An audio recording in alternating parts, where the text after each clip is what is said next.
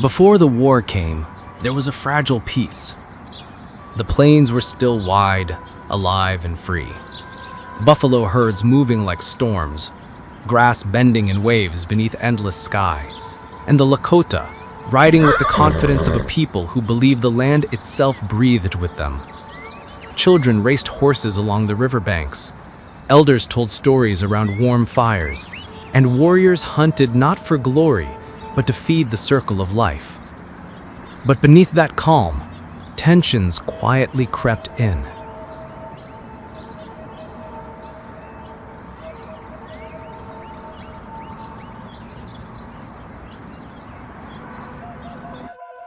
The first sign was the disappearance of buffalo herds.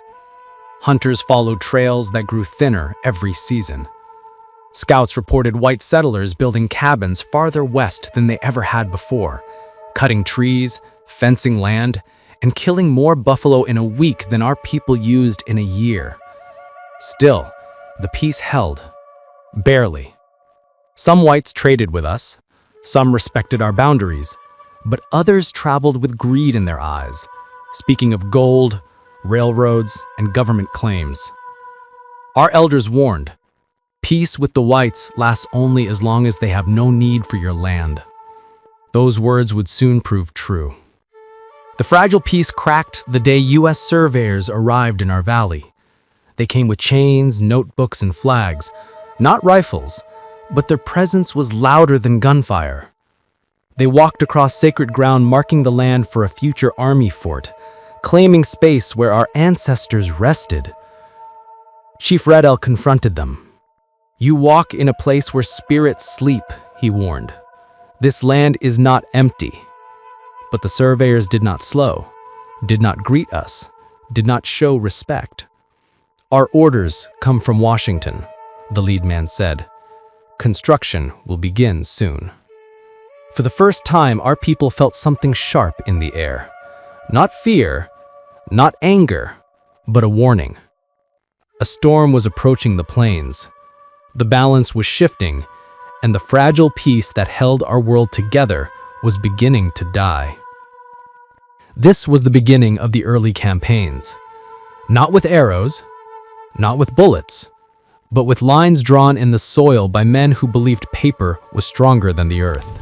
They had never seen, and soon a delegation of U.S. officers rode into our camp with a new treaty. They laid it out like a gift. Food rations, tools, protection, supplies for winter. In exchange for one thing, our valley. The council fire burned long that night. Some believed signing would keep the peace. Others saw the truth. Treaties were traps, written by men who changed the rules whenever it suited them. Red Elk said, "Our people survived snow, drought, and war, but we will not survive becoming prisoners on our own land." We refused the treaty. Days later, it was signed anyway, by a small group bribed with whiskey and promises. The U.S. called it valid. The chiefs called it betrayal. From that moment forward, trust died. Suspicion took its place, and the army prepared for enforcement. This was the second crack in the peace. The first real fight wasn't meant to be a battle. An army scouting patrol camped near Elk River, mapping new areas for the coming fort. Our warriors planned only to frighten them, show strength without shedding blood.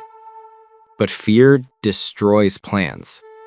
When a rock was thrown to distract the soldiers, one panicked and fired into the fog. The blast echoed through the valley. In seconds, rifles cracked like thunder. One of our young warriors fell, struck in the chest. After that, the fight turned real. Arrows cut through the mist. Warriors charged through the reeds. Horses screamed. Steel clashed. By the end, 6 soldiers lay dead, and survivors fled south, carrying news of a hostile attack. This was the first blood of the war. We buried our young warrior by the river he died protecting. and we knew the army would return with vengeance. Hunger is a quiet enemy, but it kills faster than bullets.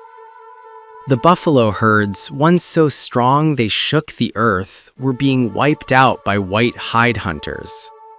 Dozens of carcasses rotted in the sun. Children cried from hunger.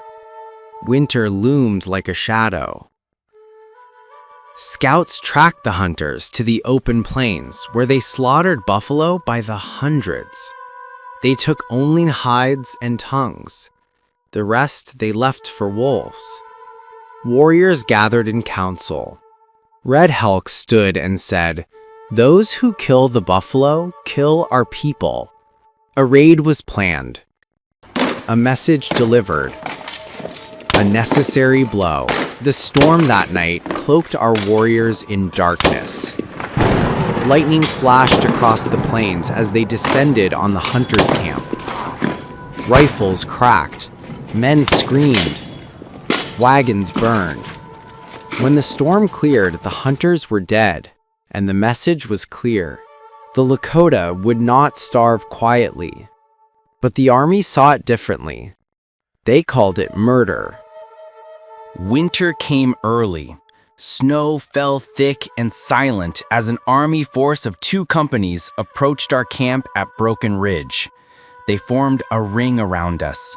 Hundreds of soldiers, rifles ready, horses steaming in the cold. The commander shouted, "Surrender your warriors! Comply with the treaty!" We refused. The standoff stretched for days. The army blocked our hunting grounds. Children went hungry, horses weakened in the cold. Then, without warning, a soldier shot one of our horses. War almost erupted that second, but the elders held us back. Not yet. Not here. The soldiers eventually retreated due to freezing winds, but the siege left a mark. Broken Ridge became the place we realized the army would come again, and next time, they would not leave without blood. In a final attempt to avoid war, a Lakota delegation traveled south to meet army officers. Gifts were exchanged, words were offered. But the officers spoke with iron in their mouths. "The valley is ours," they said. "You cannot stop the expansion of the United States." Their message was clear: surrender land, obey the treaty, accept reservation borders. The delegation returned home defeated. Their faces said everything. Peace was over. Negotiation was dead. The soldiers were coming. The final spark came unexpectedly. A small band of Lakota families traveling for winter hunting crossed paths with a detachment of U.S. cavalry. The officer in command attempted to disarm them. A hunter refused. A soldier struck him with a rifle butt. The hunter fought back. A shot rang out. And another, and another. When the smoke cleared, the officer and several soldiers were dead. 2 Lakota women lay wounded. A child had vanished in the chaos. Within days, army messengers rode across every fort. All available units mobilized. Lakota hostiles have declared open war, but the truth was different. We didn't start the war. We resisted being erased. The early campaigns were over. The real war was about to begin.